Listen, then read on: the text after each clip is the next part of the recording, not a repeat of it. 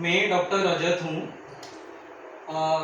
हमारे साथ आज doctor Nishan, doctor Lily and doctor Shweta है। सीनियर रेसिडेंट एंड केजीएमई के एक्सपर्ट पैनल है, जो के लिए हम लोग आज ऑस्टियोपोरोसिस के बारे में डिस्कस करेंगे। तो मेरा पहला सवाल है डॉक्टर श्वेता से, ऑस्टियोपोरोसिस के क्या क्या कारण हो सकता है एंड ऑस्टियोपोरोसिस क्या है?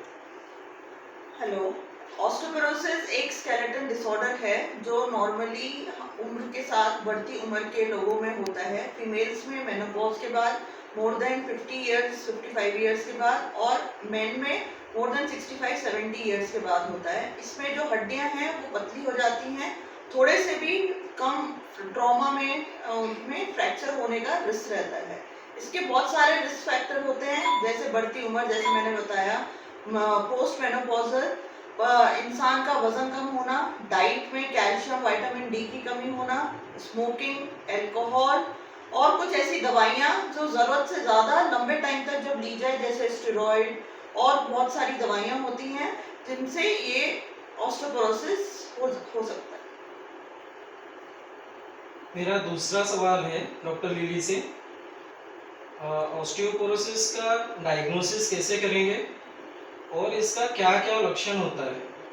धन्यवाद। जैसे कि डॉक्टर श्वेता ने बताया कि बढ़ती उम्र के लोग, हल्के से चोट पे भी फ्रैक्चर होना, बार-बार फ्रैक्चर होना, लो बैक एक, कमर में दर्द रहना, सुबह उठने पे अकड़न रहना जो कि 10-15 मिनट में ठीक हो जाए, या फिर दर्द बहुत ज़्यादा होना, ये सारे संकेत हो सकते हैं। मान लो कि आपको चोट लगी और आप डॉक्टर के पास गए और देखा कि फ्रैक्चर है या जल्दी-जल्दी फ्रैक्चर हो रहा है, तो ये सब लक्षण हो सकते हैं ऑस्टियोपोरोसिस के। और इसका डायग्नोसिस कैसे होता है, तो पहले तो बीएमटी के थ्रू हो सकता है।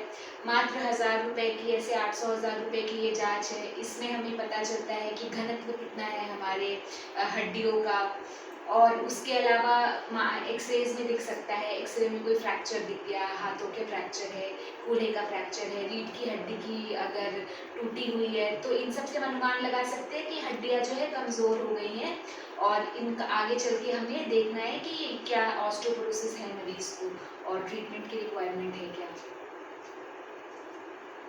मेरा तीसरा सवाल है डॉक्टर निशान से, ऑस्टियोपोरोसिस का क्या क्या ट्रीटमेंट अवेलेबल है? ओके, ओस्टियोपोरोसिस के लिए एक तो दवाइयाँ होती है, पर दवाइयों से भी पहले जो है वो कुछ लाइफस्टाइल मॉडिफिकेशन, मतलब जो जीवन शैली में है वो बदलाव होना चाहिए इंसान के। जैसे आजकल बहुत ज़्यादा सीडेंटरी लाइफस्टाइल हो चुका है, लोग बैठे बैठे काम करते हैं, धूप में निकलते नहीं हैं, तो उससे शरीर में विटामिन डी की, कैल्शियम की कमी हो जाती है। और लोगों का व्यसन भी बढ़ रहा है, जैसे अल्कोहल है, स्मोकिंग है, उससे भी ये दिक्कतें हो रही है। तो सबसे पहले तो अगर कोई स्मोकिंग कर रहा है, ड्रिंकिंग कर रहा है, तो वो बंद करना पड़ेगा।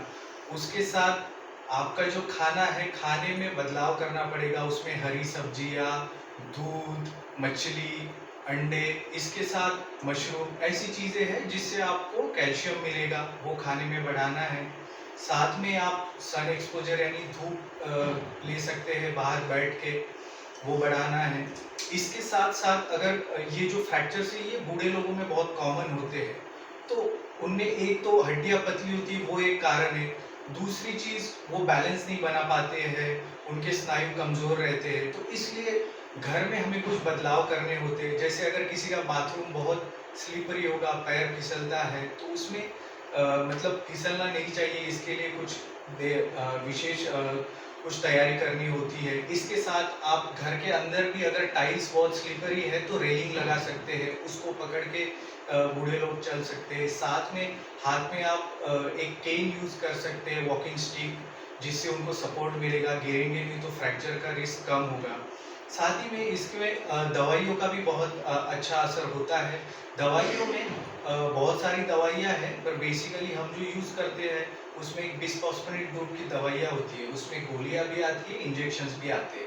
पेशेंट को सारी जाँचें करने के बाद, बीएमटी के बाद जैसी ज़रूरत होती है उसके अनुसार हम उनको ये एडवाइस करते हैं। साथ में इसमें कुछ इंजेक्शंस है, थोड़े कॉस्टली होते हैं, बट उसमें हड्डियों का जो है घनत्व काफ़ी तेज़ी से बढ़ता है। जैसे डेनोसिमाब करके एक इंजेक्शन है और एक टेरीपेराटाइड भी होता है।